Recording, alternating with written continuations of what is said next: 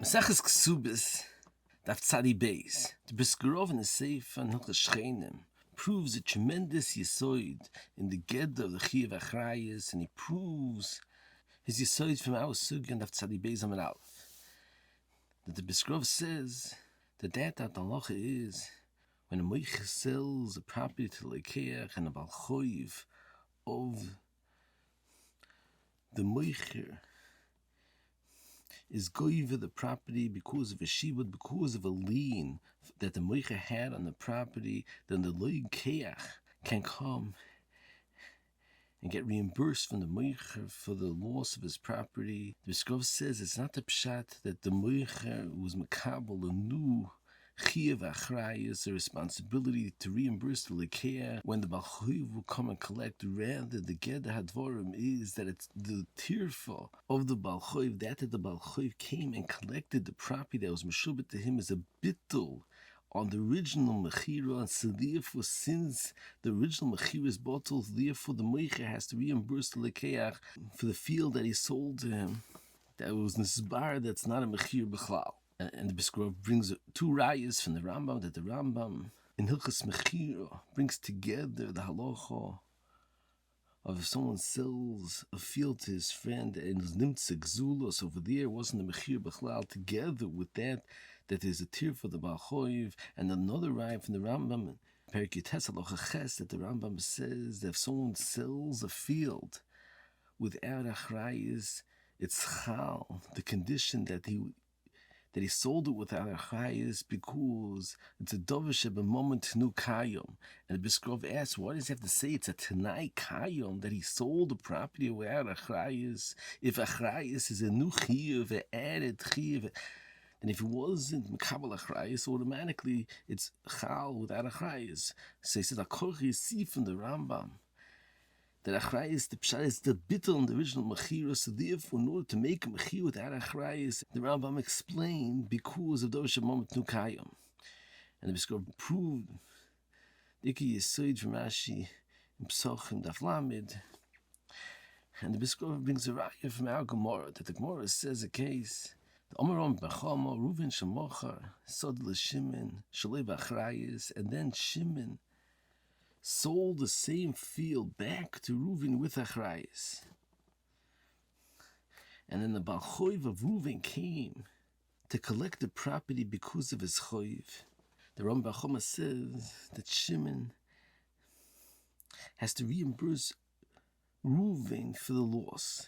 However, Rava says that although Shimon was makabel achraiot and the tir of Osim Alma achraiot, the nafshei mi kibel alav. Then the Gemara says that Rav agrees that if Reuven yarshed in the field from Yaakov, and then he sold the property to Shimon without achraiot, and Shimon sold it back to Reuven with achraiot, and the balchoiv of Yaakov came to be toirev, that even Rav agrees that Shimon has to reimburse Reuven because balchoiv of Yaakov is kabalchoiv da'acher. And the Brisker Rav asked, it's very hard to understand this sugya. How could it be that Shimon has to reimburse Reuven for that the balchoiv came and collected the property from Reuven? When the balchoiv is collecting the property, that's by Reuven, it's not midin shiba nochosim, rather it's alav is because minei vafilu miklimed al kaspei, since Reuven owes the lender money, so therefore he's responsible, and anything that he owns is responsible, and he has to pay back with anything that he has. So the tirf is not midin shiba nechasim, rather because the Reuven's guf is meshubed. So since Reuven's guf is meshubed, so what does that have to do with the achraiot that Shimon was makabel when he sold the field to Reuven? That he was makabel was from the achraiot nechasim, and the tirf is not midin achraiot nechasim b'chlal. So the Brisker Rav says that's gufa. The sfor of Rava, the achraiot, the nafshei lekibel, that the tirfa from Reuven is midin minei and not midin shiba nechosim, so therefore Shimon is not responsible midin achraiot. And therefore, b'choiv the Yaakov called the choiv the acher, because he does not mechuyev midin shiba aguf. So Brisker Rav says the answer to Ram Bechama is, according to his Yisoid Anal, that the din tirfo is a din that's mevatel the original mechira. So therefore he says that when there's a tirfo, it's be'emes niskayim two different halachas. The one is a tirfo mitzad minei vafilu miglim dal kasbei, another halacha mitzad the shiba nechosim, and mitzad the halacha of the tirfo of the shiba nechosim, it's mevatel the original mechira. So therefore, the mechira that was from Shimon to Ruvain is bottle. So therefore, Ruvain could ask Shimon to reimburse him for that mechira that was bottle. However, the Brisker Rav asked that shver from the Maggid Mishnah that's mavur, that the din tirfo is a chiuv b'fnei atznai, and it's not a bittul original mechira.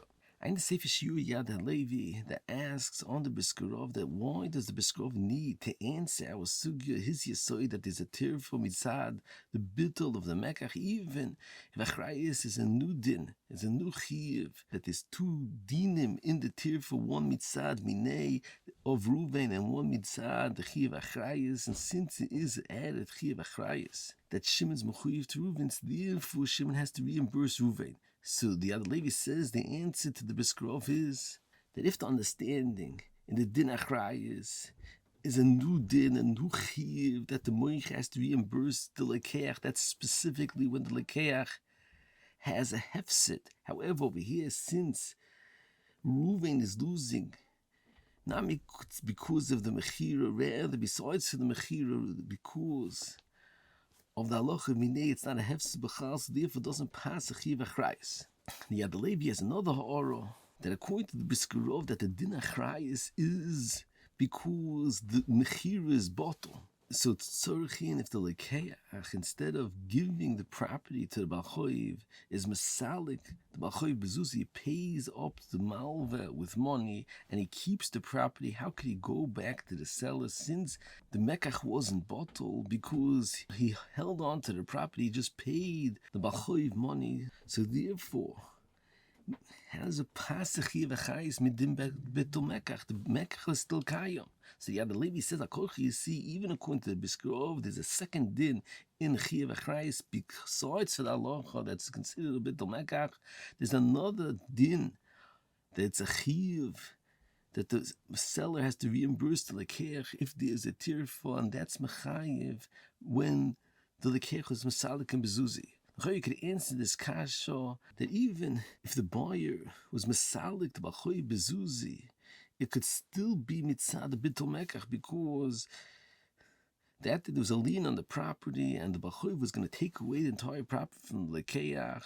So therefore, it's like a bitul nafko on the sale that the moicha sold to the lekeach, and the buyer, since he wanted to hold on to the property, he paid the lekeach with the value of the property. So therefore, it's like a bittul on the original mechir. It happens to be that the lekeach, instead of losing the piece of real estate, he paid the balchoiv money, but still considered a bittul in the original mechira.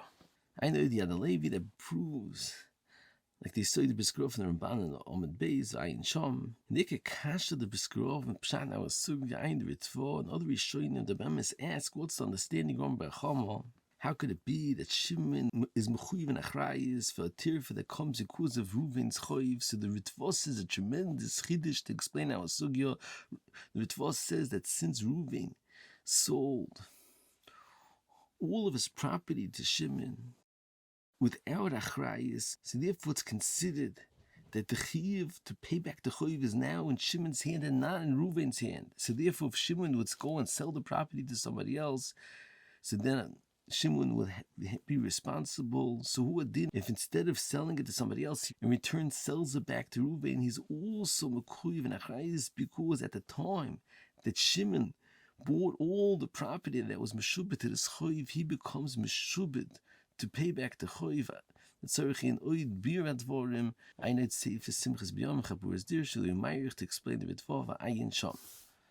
Moving from the Marbing, it's a case that Ruvain sold the property to Shimon ba'achraiot, and he was zakaf bimilveh. That means Shimon didn't pay for the property to Ruvain yet, and Ruvain died. And the Balchoiv of Reuven came to Shimon to collect the property, and instead of giving the property to the Balchoiv, Shimon was Matthias, the Balchoiv Bezuzi, paid back the Choiv with money. And now he's coming on the Yisayimim to get reimbursed for that he paid back the Choiv of Reuven. So the Machar says that they could say that his father only left metaltalin, and they weren't obligated to pay back the Choiv. Taisis discusses if that the Gemara says zakaf alav bimilveh is dafko, is lav dafko, that since over here he didn't pay for the Machar, so therefore the reason why it's totally an achraiot is specifically because he was zakaf alav bimilveh, the chayvus tashlumen for the karka. Mishmur Azovsky, in his Gilyonis on the Brisker Rav that's brought in the Sefer Ish Tamid, asked, according to Brisker Rav that we mentioned before, that the Geder and the chiuv achraiot is because it's considered a bittul in the original Machar, the fact that there's a tirfa over the Balchoiv and it's not a chiuv mechudesh. So he says, if that's the case, what's a suffix in Taisis that since it's zakaf alav bimilveh, so therefore it should be an independent chiuv and shouldn't be nisbatel because there was a tirfa of the Balchoiv. Since there is a tirfa of the Balchoiv, the entire Machar is bottled, so therefore the skifa, which is mikoyach, the original Machar, since the Machar is bottled, so the chiuv to pay back the Machar also should be bottled. So what's the tzad that should be considered like independent choiv v'tzorich?